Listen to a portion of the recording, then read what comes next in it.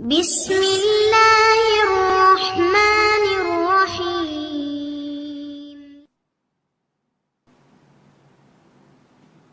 அஸ்ஸலாமு அலைக்கும் வரஹ்மத்துல்லாஹி வபரகாத்துஹு. அன்பிற்குரிய சகோதர சகோதரிகளை, நீங்களும் ஆலிம்களாகலாம் என்ற பாடத்தில் புதன் வியாழன் ஆகிய 2 நாட்கள் திருக்குர்ஆன் வசனத்தினுடைய நேரடி தமிழாக்கத்தையும் அதில் உள்ள விளக்கங்களையும் பார்த்து வருகிறோம். இதுவரைக்கும் நம்ம ஃபாத்திஹா அத்தியாயத்தை முடித்துவிட்டு சூரத்துல் பக்ராவையும் நம்ம முடிச்சிட்டோம். இப்போ 3வது அத்தியாயமாக இருக்கக்கூடிய ஆலு இம்ரான் என்ற அத்தியாயத்தை பார்க்க இருக்கிறோம். இந்த அத்தியாயத்துக்கு ஆலு இம்ரான் என்று எதுக்கு பேர் வச்சாங்கன்னு கேட்டால், ஆலு இம்ரான்டா இம்ரானின் குடும்பத்தினர் அப்படின்ற அர்த்தம். இம்ரானுடைய குடும்பத்தினர் என்கிற ஒரு விஷயம் இந்த சூறாவில் 32வது வசனத்தில் ஒரு வாசகம் வருது. என்ன வருதுன்னு கேட்டால், இது 32வது வசனத்தை பாருங்கள். இன்னல்லாஹ இஸ்தஃப ஆதம, அல்லாஹ் ஆதமை தேர்வு செய்து கொண்டான். ஓ நூஹன், நூகை தேர்வு செய்து கொண்டான். வாழ இப்ராஹிம, இப்ராஹிமுடைய குடும்பத்தினரையும் தேர்வு செய்து கொண்டான். வாழ இம்ரான, இம்ரானின் குடும்பத்தாரையும் தேர்வு செய்து கொண்டான். அலல் ஆலமீன், அகிலத்தாரை விட, அகிலத்து மக்களை விட இவங்களையெல்லாம் அல்லாஹ் செலக்ட் பண்ணியிருக்கிறான், தேர்வு செஞ்சுருக்கிறான் அப்படின்ற ஒரு வாசகம் வருது. அப்போ இம்ரானுடைய குடும்பத்தார் என்கிறதை பற்றி இதில் பேசப்படுறதுனால இந்த சூறாவுக்கு பேர் என்னென்னு கேட்டால் இம்ரானின் குடும்பத்தினர். அதே மாதிரி இம்ரானின் குடும்பத்தினரை பற்றி இன்னொரு இடத்துலையும் வருகிறது. இதே சூறாவில் தான், இதே அத்தியாயத்தில் 34வது வசனத்தில் வருகிறது. இது காலத்து இம்ராத்து இம்ரான், இம்ரானுடைய மனைவி கூறியதை நினைவு கூறுங்கள். இம்ரானுக்கு ஒரு மனைவி இருந்தாங்க, அவங்க ஒரு பிரார்த்தனை செய்கிறாங்க. அந்த பிரார்த்தனையை பற்றி இந்த வசனம் சொல்லுகிறது. என்ன பிரார்த்தனை என்றால், ரப்பி இறைவா, இன்னி நதர்துலக்க, உனக்காக நான் நேர்ச்சை செய்து விட்டேன். மாஃபி பத்தனி, என் வயிற்றில் உள்ள அந்த குழந்தையை நான் நேர்ச்சை செய்து விட்டேன். முஹர்ரன், அது சுதந்திரமாக இருக்கும் நிலையில் நான் நேர்ச்சை செய்து விட்டேன். ஒத்த கப்பல் மின்னி, என்னிடமிருந்து அதை இந்த வசனத்துடைய விளக்கம் அது வரும்போது பார்த்துக்குருவோம். இப்போ இங்கே எடுத்துக்காட்டுவதற்கு என்ன காரணம்னு கேட்டால், இம்ரானுடைய மனைவின்னு வருதில்ல. அப்போ இந்த இம்ரான் என்பவரை பற்றி இந்த வசனத்தில் 32வது வசனத்திலையும் 34வது வசனத்திலையும் பேசப்படுற காரணத்தினால இந்த அத்தியாயத்தை ஆலு இம்ரான், இம்ரானின் குடும்பத்தார் என்று சொல்லப்பட்டிருக்கிறது. இந்த இம்ரான்கிறவர் யார் என்று கேட்டால், அது பெரிய அளவில் இம்ரானுக்கு வரலாறு சொல்லப்படலை. அதிகபட்சமாக இம்ரானை பற்றி என்ன சொல்லப்படுதுன்னு கேட்டால், இம்ரானுடைய மனைவி மரியம் அலைஹிஸ்ஸலாத்துடைய தாயார். அப்போ ஈசா நபியுடைய காலத்துக்கு நெருக்கமானவர் இவர். ஈசா நபிக்கு தாத்தா வர்றாரு. அப்போ ஈசா நபியின் தாய் வழி பாட்டனாராக இருக்கக்கூடிய இம்ரான் என்பவர் தான் இந்த வசனத்தில் சொல்லப்படக்கூடியவர். அப்போ இம்ரானுடைய மனைவி என்ன செய்கிறாங்கன்னா, வயிற்றில் மரியம் அலைஹிஸ்ஸலாத்தை கர்ப்பமான உடனே, இறைவா அந்த குழந்தையை உனக்காக நான் அர்ப்பணிக்கிறேன்னு பிரார்த்தனை செய்கிறாங்க. அப்போ இந்த இடத்துல நமக்கு இம்ரானுடைய குடும்பத்தார் என்றால் யாரை குறிக்கும் என்றால், மரியம் அலைஹிஸ்ஸலாத்தை குறிக்கும். மரியம் அலைஹிஸ்ஸலாத்துடைய மகன் ஈசா நபியை குறிக்கும். அவ்வளோதான், பெரிய லிஸ்ட்லாம் கிடையாது. இம்ரானுக்கு பிறகு அவருடைய சந்ததிகளில் ஈசா நபி மட்டும்தான் சொல்லப்படுறார். அதுக்கு பிறகு உள்ளவங்கள்லாம் நுபுவத்தை நின்று போயிடுச்சு. நபிகள் நாயகம் ஸல்லல்லாஹு அலைஹி வஸல்லம் அடுத்த நபியாக வர்றாங்க. அவங்களுக்கு இம்ரான் குடும்பத்துக்கு எந்த சம்பந்தமும் இல்லை. அப்போ இந்த வசனத்தை இப்போ அர்த்தம் என்ன விளங்குதுன்னு கேட்டால், அல்லாஹ் தேர்வு செய்து கொண்டான் ஆதமையும், நூகையும், வாழ இப்ராஹிம் குடும்பத்தாரையும், வாழ இம்ரானின் குடும்பத்தாரையும் அல்லாஹ் தேர்வு செய்து கொண்டான். அலல் ஆலமீன், அகிலத்து மக்களை விட அல்லாஹ் தேர்வு செய்து விட்டான். அப்போ இந்த இம்ரானுடைய குடும்பத்தார் அகில மக்களுக்கு மேலான, இப்ராஹிம் நபி குடும்பத்தார் மாதிரியே, நூஹ் நபி மாதிரியே, ஆதம் அலைஹிஸ்ஸலாம் மாதிரியே அகிலத்து மாந்தரை விட இம்ரானுடைய குடும்பத்தார் மேலானவர்கள். குடும்பத்தார்னா யார்? மரியம் அலைஹிஸ்ஸலாம், ஈசா அலைஹிஸ்ஸலாம் தான். அதுக்கு பிறகு உரிய சந்ததிகளுக்கு எந்த ஒரு ரெக்கார்டும் இல்லாமல் போயிடுச்சு. அப்போ அவங்கள பற்றி இப்போ இந்த வசனம் வரும்போது இதை முழுசாக விளைக்கிறோம். இப்போ இந்த அத்தியாயத்துக்கு பேர் எதுக்கு வச்சிச்சிங்கிறது மட்டும்தான். இம்ரானுடைய குடும்பத்தார் என்று ஏன் பேர் வச்சாங்கன்னு கேட்டால், இம்ரானுடைய குடும்பத்தாரை பற்றி 2 இடத்தில் இதில் இம்ரானை பற்றி பேசப்படுகிறது. அதனால் இதுக்கு இந்த பேரை வச்சுட்டாங்க. இந்த சூறாவில் ஒரு 7வது வசனம் இருக்கு இல்லையா, அது கொஞ்சம் விரிவாக ஆராயப்பட வேண்டிய வசனமாக இருக்கிறது. அந்த 7வது வசனம் வருவதற்கு முன்னாடி இந்த ஆலிம் குரூப்புன்ற வாட்ஸ்அப் குரூப்பில் உங்கள் எல்லாருக்குமே அந்த 3-7 வசனத்தை பற்றி ஆய்வு செஞ்சு ஒரு 4 மணி நேர வீடியோக்கள் 4 பாகமாக குரூப்பில் அனுப்பியிருக்கிறோம். அந்த 7வது வசனம் வர்றதுக்கு முன்னாடி அதை என்ன செய்யணும், நீங்கள் பார்த்துக்கிறணும். என்னட்டா ரொம்ப விரிவாக விளக்கிட்டு இருந்து சொன்னால் 3-7 வசனத்தையே நம்ம ஒரு 3 மாதத்துக்கு ஓடுற மாதிரி போயிடும். அதனால் ஏற்கனவே ஆய்வு செய்து விளக்கப்பட்ட வீடியோக்கள் இருக்கிற காரணத்தினால் அந்த 4 பாகத்தையும் ஆலிம் குரூப்பில் எல்லாருக்கும் அனுப்பியிருக்கிறோம். இன்றைக்கு அனுப்பியிருக்கிறோம். நீங்கள் அந்த 7வது வசனம் வர்றதுக்கு இடையில் என்ன செய்யணும், நேரம் கிடைக்கும் போதெல்லாம் அந்த வசனத்திற்கான விளக்கத்தை நீங்கள் பார்த்து வைத்து கொண்டீங்கன்னு சொன்னால் இந்த 7வது வசனத்தை விளக்கும் பொழுது உங்களுக்கு எளிதாக என்ன செய்யும், புரிந்துவிடும். இப்போ உள்ளே போகலாம். அதாவது இந்த 3வது அத்தியாயத்தில் ஆரம்பிக்குது பிஸ்மில்லாஹிர் ரஹ்மானிர் ரஹீம். இந்த பிஸ்மில்லாஹிர் ரஹ்மானிர் ரஹீம்ங்கிறது எல்லா சூறாவுலையும் ஒரு வசனம். உஸ்மான் ரலியல்லாஹு எழுதிய அந்த குரான் பிரதியில் ஒவ்வொரு சூறாவுலையும் பிஸ்மில்லா போட்டுருவார். அப்போ பிஸ்மில்லா என்பது குரானுடைய ஒரு பகுதி என்று தான். ஒவ்வொரு சூறாவுக்கும் ஒரு வசனம். அல்ஹம்து எழுதும்போது அல்ஹம்துன்னு மட்டும் அவர் எழுத மாட்டார், அதுலேயும் பிஸ்மில்லா போட்டுருவார். அதே மாதிரி அலிஃப் லாம் மீம் தாலிக்கல் கிதாபுன்னு பக்ராவை எழுதும் பொழுது அதுலேயும் பிஸ்மில்லாஹிர் ரஹ்மானிர் ரஹீம் எழுதிடுவார். இப்படி ஒவ்வொரு சூறாவுலையும் பிஸ்மில்லா போட்டுருவார். அதில் இந்த தௌபா 9வது அத்தியாயத்தில் மட்டும் அந்த பிஸ்மில்லா போடப்பட்டிருக்காது. 113 அத்தியாயங்களுக்கு போடப்பட்டிருக்கும். அது 9வது வசனத்தை பற்றி பேசும் பொழுது அதை அறிஞ்சிக்கிடுவோம். இப்போ இந்த வசனத்துடைய துவக்கமாக எதை போட்டிருக்கார், இந்த பிஸ்மில்லாவில் தான் நம்பர் போடணும். ஆனால் வழக்கத்தில் என்ன செய்கிறாங்கன்னு கேட்டால் அலிஃப் லாம் மீம்லேருந்து நம்பரை போட ஆரம்பிக்கிறாங்க. சரியா, அலிஃப் லாம் மீம் தான் ஒன்று போட்டிருக்கு பாருங்கள். பிஸ்மில்லா தான் அதோட வசனமாக இருக்குமே, ஆனால் அதுதான் முதல் வசனமாக இருக்கணும். இருந்தாலும் நம்பர் போடலை. ஆனால் உஸ்மான் ரலியல்லாஹுடைய பிரதியில் பிஸ்மில்லாஹிர் ரஹ்மானிர் ரஹீம் இருந்தது. அப்போ இதுக்கு ஏற்கனவே அல்ஹம்து சூறாவில் இந்த வார்த்தை வந்திருக்குது, அதை விளக்கிட்டோம். அதே மாதிரி பக்கரா சூறாவில் இந்த வாசகம் வந்திருக்கிறது, விளக்கிட்டோம். அல்லாஹ் அளவற்ற அருளாளனும் நிகரற்ற அன்புடையோனுமாகி அல்லாவின் திருப்பெயரால் ஆரம்பிக்கிறேங்கிறது தெரிஞ்ச ஒரு அர்த்தம் தான். அது முடிச்சுருவோம். இப்போ வசனத்துக்கு உள்ளே சூறாவுக்கு உள்ளே போகிறோம். அதில் முதல் வசனமாக என்ன வருதுன்னு கேட்டால் அலிஃப் லாம் மீம். அலிஃப் லாம் மீம்ங்கிறது முதலாவது வசனம்.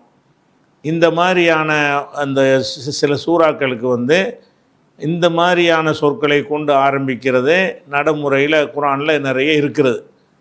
இது அலிஃப் லாம் மீம்ங்கிறது ஒரு சொல்லு கிடையாது. அலமேண்டா ஒரு சொல்லாயிரும். அலிஃபு லாமு மீமுன்னு சொன்னால் 3 எழுத்துக்களை உச்சரிக்கிறோம். அலிஃப் லாம் மீம்டா என்ன அர்த்தம், சானா மானா தீனா மாதிரி உள்ளது. சானா மானா தீனாண்டா சானாவை சொல்லுகிறோம், அல்லது ஏபிசிங்கிறோம். ஏபிசிங்கிறது ஒரு சொல்லா இல்லை, 3 எழுத்துக்களை சொல்லியிருக்கிறோம். அப்போ ஏபிசின்னு சொல்கிறது மாதிரி என்ன இருக்குன்னு கேட்டால் அலிஃபு லாமு மீமு அப்படின்ட்டு அல்லாஹ் ஆரம்பிக்கிறான். ஏன் இப்படி அலிஃப் லாம் மீம்னு இதுக்கு என்ன அர்த்தம்னா, அலிஃப் லாம் மீம்னா அந்த 3 எழுத்து தான். ஏன் இப்படி ஆரம்பிக்கிறான் என்பதை பக்கரா சூறாவுலே உங்களுக்கு துவக்கத்தில் விளக்கி இருக்கிறோம். இருந்தாலும் சின்னதாக ரிமைண்டர் என்னென்னு கேட்டால், அன்றைய அரபுகள் என்ன செய்வாங்கன்னு கேட்டால், ஒரு இலக்கியத்தரமான ஒரு நூலை, ஒரு கவிதையை இயற்றும் பொழுது அதனுடைய துவக்கத்தில் என்ன செய்வாங்கன்னு கேட்டால், இந்த மாதிரி ஒரு 2 சொல்ல போட்டுக்கிடுவாங்க. அப்படி போடுவதன் மூலமாக என்ன சொல்ல வர்றாங்கன்னா, உங்களுக்கெல்லாம் தெரிந்த இந்த எழுத்துக்களை கொண்டு தான் இந்த கவிதை இயற்றியிருக்கிறேன், இதே மாதிரி நீ கொண்டு வா பார்ப்போம் அப்படிங்கிற மாதிரி அந்த திறமையை காட்டுவதற்கு பயன்படுத்துவாங்க. அதே மாதிரி தான் அல்லாஹ் என்ன செய்கிறான்டா, அலிஃப் லாம் மீம்டா என்ன அர்த்தம்னா, நீ அறிந்து வைத்திருக்கிற அலிஃபு, நீ வைத்திருக்கிற லாமு, நீ வைத்திருக்கிற மீமு, இந்த மாதிரியான எழுத்துக்களை கொண்டு தான் இந்த சூறா உருவாக்கப்பட்டிருக்கிறது. அப்படி இருக்கிறதுனால அதை இதன்படி நீ கொண்டு வா பார்ப்போம் அப்படின்னு சவால் விடுறது தான் இதனுடைய நோக்கம். இந்த அலிஃப் லாம் மீம் பற்றி ரொம்ப விரிவாக நம்ம என்ன செஞ்சுருக்கிறோம், உங்களுக்கு விளக்கி இருக்கிறோம். அதில் போய் பார்த்துக்கலாம். பக்கராவில் விளக்கிட்டதுனால ரிப்பீட் வேண்டியதில்லை. இப்போ 2வது வசனத்துக்கு போயிடலாம். அல்லாஹ் என்பவன் லா இலாஹ இல்லாஹுவ, அவனை தவிர வணக்கத்திற்குரியவன் யாரும் இல்லை. லா இலாஹ என்று சொன்னால் இந்த லாவுக்கு பிறகு வரக்கூடிய அந்த நக்கிரமான வார்த்தையில் தன்வீன் இல்லாமல் ஃபத்தஹ் வந்துச்சுன்னு சொன்னால் எந்த கடவுளும் இல்லைங்கிற எந்தங்கிற ஒரு அர்த்தம் அதில் சேர்ந்துடும். லா இலாஹுன் என்றால் ஒரு கடவுள் இல்லை, லா இலாஹ என்றால் எந்த கடவுளும் இல்லை. லா ரஜுலுன் ஒரு மனிதன் இல்லை, லா ரஜுல எந்த மனிதனும் இல்லை. இந்த லா கிதாபுன் என்றால் ஒரு நூல் இல்லைன்னு அர்த்தம். லா கிதாப அப்படின்னு படித்தோம்னு சொன்னால் எந்த நூலுமே இல்லை அப்படின்னு அர்த்தம். எல்லாத்துலேயும் லாவுக்கு அப்புறம் அந்த வரக்கூடிய சொல்லு நக்கிரானா பொது பேராக இருக்கணும். அதாவது இப்ராஹிம் மூசாண்டு தனி நபர்களை குறிக்கிறதா இல்லாமல் பொதுவானதை குறிக்கக்கூடிய மனிதன் கடவுள் இந்த மாதிரி உள்ளது நக்கிராமாங்க. அந்த பொதுவான பெயர் சொற்கள் வரும் என்று சொன்னால் அந்த பெயர் சொல்லுக்களுக்கு என்ன ஏராபு இருக்குன்னு பார்க்கணும். அதில் அந்த ஏராபு நீக்கிட்டு ஃபத்தகில் சொல்லப்படும் என்று சொன்னால் அது டோட்டலாக எந்தங்கிற ஒரு அர்த்தம் சேர்ந்துடும். அப்படி இல்லாமல் இருந்ததுன்னா ஒருமையுடைய அர்த்தம் வந்துடும். லா கிதாபுன் ஒரு கிதாபு இல்லை, லா கலமுன் ஒரு பேனா இல்லை, லா கலம என்றால் எந்த பேனாவும் இல்லை. அந்த மாதிரி உள்ள கலிமாவில் லா இலாஹ இல்லல்லாஹ் சொல்கிறோம்ல, அதுலேயும் அப்படி தான். லா இலாஹன்னா ஒரு கடவுள் இல்லைன்னு அர்த்தம் கிடையாது, இப்போ நிறைய கடவுள் இருக்கான்னு அர்த்தம் வந்துடும். லா இலாஹ என்றால் எந்த கடவுளும் கிடையாது, இல்லாஹுவ அவனை தவிர. அவனை தவிரண்டு அவன்ட லமீரா போடப்படுதுன்னு கேட்டால் அல்லான்னு முதல் சொல்லிட்டதுனால, இந்த அல்லாஹுன்னு சொல்லியாச்சுல, அல்லாஹுன்னு ஆரம்பித்த காரணத்தினால மறுபடியும் ஒரு அல்லான்னு சொல்ல தேவையில்லை. இந்த அல்லாஹுன்னு சொல்லாமல் இருந்தால் லா இலாஹ இல்லாஹுவண்டா எவன்டு விளங்காது. இந்த அல்லாஹுங்கிற வார்த்தை துவக்கத்தில் இருக்குதுல்ல, அந்த வார்த்தை இல்லாமல் லா இலாஹ இல்லல்லா இல்லாஹுவன்னு சொன்னோம்னா அவனை தவிர யாராக சொல்கிறேன்னு கேட்பாங்க. அந்த இடத்துல இல்லல்லாஹுன்னு நம்ம சொல்லணும். ஆனால் இங்கே அந்த வாசகத்தை ஆரம்பிக்கும் போது அல்லாஹு என்று ஆரம்பித்த காரணத்தினால ரெண்டாவது சொல்லும்போது அவன்ட்டு சொன்னால் போதும்ல, மறுபடியும் அல்லான்னு சொல்ல தேவையில்லை. அப்போ அல்லாஹ் என்பவன் லா இலாஹ இல்லாஹுவ அவனை தவிர வேறு கடவுள் கிடையவே கிடையாது. அதுக்கடுத்தது அல்லாஹுன்னு சொன்னோம்ல, இந்த அல்லாஹ் என்பதற்கு ஒரு சிவத். அல்லாஹ் என்பவன் அல் ஹையு. ஹையு என்றால் உயிரோடு உள்ளவன். இது எதுக்கு இது என்ன அல்லாஹுக்கு தான் உயிர் இருக்குமான்னு சாதாரணமாக நினைப்பீங்க. ஆனால் அது சாதாரணம் கிடையாது. அதிகமான மக்கள் கடவுள்னா உசுர் இருக்குன்னு விளங்க மாட்டேங்கிறாங்க. கடவுளுக்கு முதல்ல என்ன, தனக்கு உயிர் இருக்குன்னு விளங்குறான். அவன் எதை கடவுள் நினைக்கிறான்னு அதுக்கு உயிர் இருக்குன்ற அவசியமே கிடையாது. கல்லாக இருக்கலாம், மண்ணாக இருக்கலாம், மரமாக இருக்கலாம், அது மாதிரி கடலாக இருக்கலாம், காற்றாக இருக்கலாம், நெருப்பாக இருக்கலாம். இதுக்கெல்லாம் உயிர் இருக்கா? உயிரே இல்லாத போட்டு கடவுளுங்கிறாங்க. கடவுள்னு சொல்லக்கூடிய அந்த சிலைகளுக்கு உயிர் இருக்குதா? அது மூமெண்ட் இருக்குது, அசைதாங்கிறதுலாம் கூடுதலான விஷயத்தை விட்டுருவோம். முதல் உயிர் இருக்குதா? உயிர் இல்லை. அப்போ உயிரற்றவைகளையெல்லாம் கடவுள் என்று மக்கள் நினைத்து கொண்டிருக்கிறார்கள். இஸ்லாம் என்ன சொல்கிறேன்னா, நீ அல்லான்னு வணங்கக்கூடிய அல்லாஹ் அப்படிப்பட்டவங்க கிடையாது. அல் ஹையூ அவன் உயிரோடு உள்ளவன். உயிர் இருக்கணும் கடவுளுக்கு. முதல்ல எதுக்கு கடவுளுக்கு உயிர் தானே இருக்கும். நீங்கள் சாதாரணமாக நீங்கள் நினச்சிடக்கூடாது. நீங்கள் எதை வச்சு நினைக்கணும்னு கேட்டால் அதிகமான மக்களுடைய நம்பிக்கை எப்படி இருக்கிறது, கடவுளுங்கிறவனுக்கு உயிர் தேவையில்லை, எதை வேண்டாலும் தயாரித்து அதை கடவுள்னு சொல்லிக்கிறலாம். மனிதனால் தயாரிக்கப்படுற எந்த ஒரு பொருளாக இருந்தாலும் அதுக்கு உயிர் கொடுக்க முடியாது தானே. அப்போ உயிர் கொடுக்காமல் இவன் செய்யக்கூடிய மலைகள், சிலைகள், சிற்பங்கள், படங்கள், இது எல்லாமே என்ன உயிரற்றவை தான். உயிரற்றது கடவுளாக இருக்கலாம்னு மனசு நினைக்கிற மாதிரி எவ்வளோ ஒரு மடமையில் இருக்கிறார்கள்னு பாருங்கள். இஸ்லாம் என்ன பண்ணுதுன்னா, அல்லாஹ் என்பவன் அல்லாஹ்வுடைய தன்மையை சொல்கிறான். லா இலாஹ இல்லாஹு அவனை தவிர ஒரு கடவுள் இல்லைங்கிறது முதல் டாபிக், அவன் தான். ரெண்டாவது டாபிக் என்னென்னா அல் ஹையூ அவன் உயிரோடு உள்ளவன். கடவுளுக்கு முதல்ல உயிர் இருக்கான்னு ஒரு கேள்வி கேளுங்க. நீ யாரை வணங்குறியோ அவங்களுக்கு உயிர் இருக்குதாப்பான்னு கேளுங்க. உயிர் இல்லைம்மா, உயிர் இல்லாட்டி அப்புறம் கடவுளாகும். உயிர் அதுக்கே உயிர் இல்லையே அப்படிங்கிறதுக்காக வேண்டி இஸ்லாமிய கடவுளில் பேசிக் என்ன, உயிருள்ளவனாக இருக்கணும். உயிருள்ளது மட்டும் பத்தாது. இப்போ நம்மளும் உயிரோடு தான் இருக்கிறோம். ஆனால் நம்ம உயிரோடு இருப்பதற்கும் இறைவன் உயிரோடு இருப்பதற்கும் என்ன வித்தியாசம் என்று கேட்டால், நம்முடைய உயிர் ஒரு காலத்துக்கு முன்னாடி இருக்கலை, ஒரு காலத்துக்கு பின்னாடி இருக்காது. இப்போ நம்ம ஒரு 50 வயசுக்காரன் ஒருத்தனை எடுத்துக்கிட்டீங்கன்னு சொன்னால், 50 வயசுக்கு முன்னாடி அவனுடைய உயிர் இருந்துச்சா உலகத்தில்? இல்லை. 50 வயசுக்கு பிறகு செத்துட்டான்னு வைங்க, அதுக்கு பிறகு அந்த உயிர் இருக்குமா? இருக்காது. அப்போ மனிதனுடைய உயிர் என்பது வந்து நிலையானதாக, மனிதன் இல்லை, எந்த உயிராக இருந்தாலும் சரி, மனிதனாக இருக்கட்டும், ஆடு மாடாக இருக்கட்டும், கோழியாக இருக்கட்டும், குருவியாக இருக்கட்டும், எறும்பாக இருக்கட்டும், கொசுவாக இருக்கட்டும், எதை வேணாலும் எடுத்துக்கிறங்க, உயிர் உள்ள எதை வேணாலும் எடுத்துக்கிறங்க, அவைகளெல்லாம் நிலையான உயிராக இருக்காது, நிரந்தர உயிராக இருக்காது. எல்லாத்துக்கும் உயிர் இருக்குது, எனக்கு உயிர் இருக்குது, இது நிரந்தரமான உயிரா? இல்லை. நான் ஒரு காலத்தில் உயிர் இல்லாமல் இருந்தேன், ஒரு காலத்தில் உயிர் இல்லாமல் போயிடுவேன். அப்போ எல்லாருக்குமே நமக்கெல்லாம் இருக்கிற உயிரெல்லாம் எப்படிப்பட்டதாக இருக்குன்னு கேட்டால், அது நிரந்தரமாக பர்மனண்ட்டாக இருக்கக்கூடிய உயிராக இல்லை. அப்போ வந்து அல்லாஹ் எப்படிப்பட்டவன்னா அல் கையூம். கையூம்னா நிரந்தரமான உயிர் உள்ளவன். கையூம்னா எப்பவும் நின்று நிலைத்திருக்கக்கூடிய உயிர் உள்ளவன். அப்போ அல்லாஹ் என்பவன் வந்து எப்போதும் இருந்துக்கிட்டே இருந்தான், எப்போதுமே இருந்தான், எப்போதுமே இருப்பான். அவன் உயிரோடு இருத்தல் என்பதற்கு வந்து ஒரு காலக்கெடு கிடையாது. அப்போ ஹையுல் கையும். இப்போ நம்ம வந்து உதாரணமாக இது வந்து இந்த கையும் போட்டதுனால என்ன வருதுன்னு கேட்டால், வந்து இறந்து போனவர்களெல்லாம் கடவுள்னு கும்பிட்றாங்கல்ல, அவருக்கு உயிர் தானே இருந்துச்சுமாங்க கேட்டால். அப்துல் கார் ஜிலானிக்கு உயிர்லாம் இருந்துச்சு தான், அது கையுமாக இருந்துச்சா? ஏன் இப்போ எங்கே அந்த அவரை காணாம? அப்போ வந்து இந்த ரெண்டு தன்மை, ஹையுல் கையுங்கிற தன்மை இருந்தால் மட்டும்தான் ஒருத்தர் கடவுளாக முடியும். கடவுளுக்கு நிறைய தன்மைகள் தேவைப்படுது. ஆனாலும் ஃபஸ்ட்டு தகுதி என்னன்னு கேட்டால் ஹையாக இருக்க வேண்டும், அல் கையுமாக இருக்க வேண்டும். அப்போ ஹை என்றால் உயிருள்ளவனாக இருக்க வேண்டும், அல் கையும் என்றால் நிலையான நித்திய ஜீவன்பாங்க. இதை வந்து வடமொழியில் எப்படி சொல்லுவாங்க? நித்திய ஜீவன், எப்போதும் உயிருள்ளவனாக இருக்க வேண்டும். அப்போ நித்திய ஜீவன்கிற அந்த ஒரு தன்மை வந்து இறைவனுக்கு இருக்கக்கூடிய இலக்கணம். இறைவன் நீங்கள் யாரை நினைக்கிறீங்களோ அவனை வந்து இந்த மாதிரி தன்மை உள்ளவனாகத்தான் நீங்கள் நினைக்கணும். அப்படி இல்லை என்று சொன்னால் நீங்கள் இறைவன் அல்லாத ஒன்றை இறைவனாக கருதுறீங்கன்ற அர்த்தமாயிரும். அது ஒரு ரொம்ப சிம்பிளான விளக்கமாச்சா. அதுக்கடுத்து அவ்வளோதான், 2வது வசனத்தில் உள்ள விஷயம் அவ்வளவுதான். அடுத்து மூணாவது வசனம், நஸ்ஸல் அலைக்க.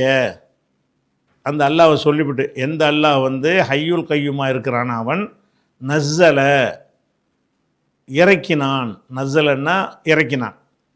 இப்போ நஸ்ஸல அலைக்க உன் மீது இறக்கினான் என்பது வந்து அல் கிதாப வேதத்தை, நூலை இறக்கினான். அல்லாஹ் வந்து உன் மீது இணைஞ்சிருக்கிறான், ஒரு புத்தகத்தை இறக்கியிருக்கிறான். இப்போ இறக்குதல் என்பது வந்து அது ஒரு மெட்டீரியலுக்கு தான் சொல்லணும்னு கிடையாது. நபிகள் நாயகத்துக்கு வந்து குரான் வந்து மெட்டீரியலாக வந்துச்சா? பேப்பரில் எழுதி கொண்டாந்து கொடுத்தாங்களா? இல்லை. அந்த சொல்லத்தான் வருது. சொல்ல வந்து சொல்வதற்கும் இறக்குதல்னு சொல்லலாம். அப்போ நஸ்ஸல அலைக்க என்பது முகமது நபியை குறிக்கும், ஒரு ஆளை குறிக்கும். நஸ்ஸல அலைக்க உம்மீது இறக்கி வைத்திருக்கிறான், அந்த அல்லாஹ் வந்து இறக்கி இருக்கிறான். அல் கிதாப இந்த வேதத்தை அல்லாஹ் உனக்கு இறக்கி தந்திருக்கிறான். பில் ஹக்கி ஹக்குடன், சத்தியத்துடன் இந்த வேதத்தை இறக்கியிருக்கிறான். வேதத்தை யார் வேணாலும் இறக்கலாம். அந்த வேதம் சத்தியமாக இருக்கணுமா இல்லையா? அதில் சொல்கிறப்படுற செய்திகள் எல்லாமே ஹக்காக இருக்கணும். பாத்தில் தவறான கொள்கை, கோட்பாடு, பொய், முரண்பாடு எதுவுமே இருக்கக்கூடாது. அப்போ நஸ்ஸல் அலைக்கல் கிதாப பில் ஹக்கை, அவன் அந்த வேதத்தை உமக்கு வந்து ஹக்கோடு சத்தியத்தோடு உம்மீது இறக்கியிருக்கிறான். அப்போ இந்த வேதத்துடைய ஒரு தன்மை என்னன்னு கேட்டால், இதில் வந்து ஹக்கு தான் இருக்கும். இந்த வேதத்தில் வந்து இதில் பாத்தில் இருக்குது அப்படின்னு ஒருத்தன் எடுத்து காட்ட முடியாது.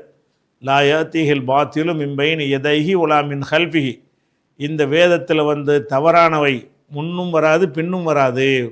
அப்போ எப்போதும் இதில் தவறே வராது என்று கூட இந்த குரான் வந்து வேறு ஒரு இடத்துல சொல்லி காட்டுகிறது. ஏன் தவறு வரனா? ஹக்கு உண்மையாக இருக்கிறது, மெய்யாக இருக்கிற காரணத்தினால. அடுத்து என்னென்னு கேட்டால், இந்த கிதாபுடைய ஒரு தன்மை, வேதத்துடைய ஒரு தன்மை என்னென்னு கேட்டால், முசத்திகன், அது உண்மைப்படுத்தக்கூடிய நிலையில். சதக்க என்றால் உண்மை சொன்னான், அது ஃபஅலன்னு மாற்றினீங்கன்னா சத்தக்கன்னு சொன்னால் ஒரு விஷயத்தை உண்மை என்று ஒத்துக்கொண்டான்னு அர்த்தம். அவன் உண்மை சொன்னான்னு அர்த்தம் இல்லை. இன்னும் ஒன்றை உண்மைப்படுத்துதல் என்பது வந்து வேற, உண்மை சொல்லுதல் என்பது வேற. உண்மை சொல்லுவது என்றால் நான் சொல்லக்கூடிய செய்தி உண்மையாக இருக்கணுங்கிறது. உண்மைப்படுத்துதல் என்று சொன்னால் இன்னொருவன் சொல்லக்கூடிய செய்தியை ஆய்வு செஞ்சு அது உண்மையான செய்திதான்னு சொல்லி நான் நம்புகிறேன்ல, இவர் சொல்கிறது உண்மைதான் அப்படின்னு சொல்கிறதுக்கு பேர் தான் உண்மைப்படுத்துதல். இந்த குரானை பொறுத்த வரைக்கும் எப்படி இருக்குன்னு கேட்டால், முசத்திகன் உண்மைப்படுத்தக்கூடிய நிலையில் அல்லாஹ் இறக்கியிருக்கிறான். எதை உண்மைப்படுத்துகிறது? லிமா பைன எதைஹி, அதற்கு முன்னுள்ள வேதத்தை உண்மைப்படுத்துகிறது. அப்போ இந்த குர்ஆன் இதுவரைக்கும் சொல்லப்படாத, யாருக்கும் வழங்கப்படாத ஒரு கருத்தை உங்களுக்கு உலகத்துக்கு சொல்லலை. இதுக்கு முன்னாடியும் பல வேதங்கள் அருளப்பட்டு இருக்கிறது. அந்த வேதங்களில் என்ன சொல்லப்பட்டுச்சோ அதை மெய்ப்படுத்தக்கூடிய வகையில் தான் இது இருக்குமே தவிர அதை பொய்ப்படுத்தக்கூடியதாக இருக்காது. முசத்திகன், அது மெய்ப்படுத்தக்கூடிய நிலையில் அல்லாஹ் இறக்கியிருக்கிறான். எதை மெய்ப்படுத்துதுன்னா லிமா பைன எதைஹி, முன்னால் உள்ளதுன்னா என்ன அர்த்தம்னா, அதுக்கு முன்னாடினா தௌராத் இருந்துச்சு, இஞ்சில் இருந்துச்சு. அதுக்கு முந்தி உலகத்திலிருந்து அளிக்கப்பட்ட பல எக்கச்சக்கமான வேதங்கள் இருக்கலாம். அதில் எல்லாத்தில் உள்ளதும் இதில் உள்ளதும் ஒன்று தான். பேசிக்கில் அதை பொய்யாக்காது. அதுவும் அல்லாட்டம் தானே வந்திருக்குது. ஆனால் சில விஷயங்கள் பொய் என்று மறுக்கக்கூடிய விஷயங்கள் இருக்கிறது. அதெல்லாம் ஏன் இருக்குதுன்னு கேட்டால், அது மனிதர்களுடைய கைச்சரக்கு சேர்ந்ததுனால தான். அல்லாஹ் அருளிய அதே வடிவத்தில் தௌராத்தை வச்சிருப்பார்களே ஆனால், அதே வடிவத்தில் இஞ்சிலை வைத்திருப்பார்களே ஆனால், அப்போ என்ன செய்யும்? அதுவும் இன்னும் ஒரே விஷயத்தை தான் சொல்லும். கொள்கை, கோட்பாடு, சட்டங்கள் புதுசு புதுசாக வரலாம். அந்த பேசிக்கான விஷயம் இருக்குல்ல, அதில் ஒரு இறைவன், ஒரு மறுமை, விசாரித்து நல்லது கெட்டதுக்கு ஏற்ப அல்லாஹ் முடிவெடுத்தல், சொர்க்க நரகம், இந்த வானவர்கள், இந்த மாதிரியான விஷயங்கள் தான் பேசிக்கான கொள்கைகள். இந்த பேசிக்கான கொள்கைகளை பொறுத்த வரைக்கும் முந்தைய வேதங்கள்லையும் இந்த கொள்கை தான் சொல்லப்படுகிறது, இந்த வேதத்தில் அதான் சொல்லப்படுகிறது. அதனால தான் அது உண்மைப்படுத்துறதுன்னு சொல்கிறோம். முசத்திகன், இந்த வேதம் உண்மைப்படுத்தக்கூடிய நிலையில் அல்லாஹ் இறக்கியிருக்கிறான். எதை உண்மைப்படுத்துதுன்னா லிமா பைன எதைஹி. இந்த பைன எதைங்கிறத பலமுறை உங்களுக்கு விளக்கிட்டோம். அதாவது எது என்றால் கை, எதுன் என்றால் கை, ரெண்டு கைக்கு எதைனி, சரியா? எதைனியில் இந்த ஹீங்கிறது இலாப செஞ்சுட்டா நூனு போயிடும். எதைஹி, அவனுடைய இரு கைகள். எதைஹி என்றால் அவனுடைய இரு கைகள். பைனன்னா இடையில்னு அர்த்தம். பைன என்றால் இடையில்னு அர்த்தம். நேரடி அர்த்தம் பண்ணிங்கன்னா பைன எதைஹி, அவனுடைய கைகளுக்கு இடையில், அவனுடைய கைகளுக்கு இடையில் உள்ளதை உண்மைப்படுத்துதுங்கிறது தான் அகராதி அர்த்தம்.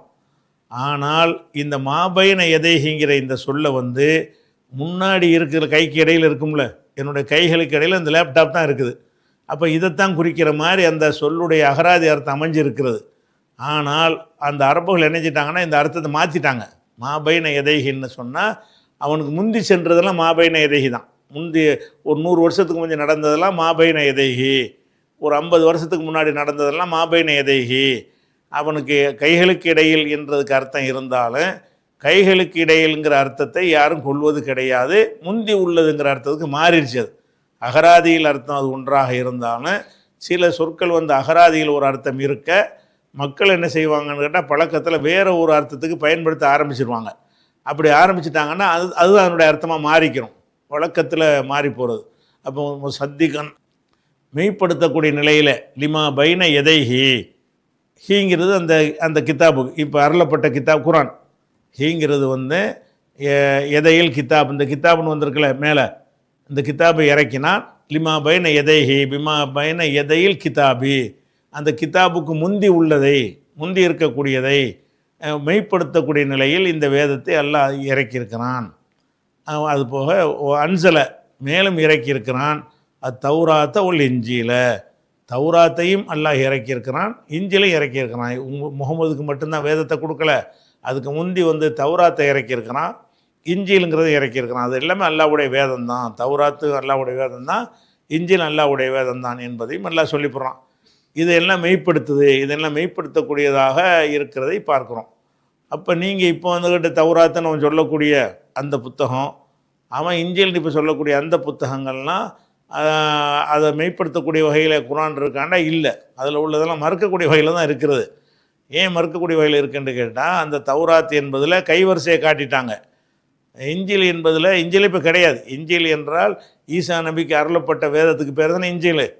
ஆனால் இவர்கள் இஞ்சில் என்று நம்மகிட்ட காட்டக்கூடியது என்னென்னு கேட்டால், ஈசா நபிக்கு பிந்தி வந்தவர்கள் ஈசா நபியை பற்றி எழுதின வரலாற்றை தான் இஞ்சிலுங்கிறாங்க. மத்தேயு, மார்க்கு, லூக்கா, யோவான் என்ற 4 சுவிசேஷக்காரர்களும் அப்போஸ்தலருங்கிற பவுலடிகளும் எதையெல்லாம் எழுதினார்களோ ஈசா நபியை பற்றி எழுதுவது, இயேசுநாதரை பற்றி பின் வந்தவங்க எழுதுகிறாங்கல்ல, அதை போய் வேதம்னுட்டு இருக்கிறாங்க. வேதம்ன்றாலேயே அந்த ஈசா நபிக்கு அல்லாஹ் கொடுத்துருக்கணும்.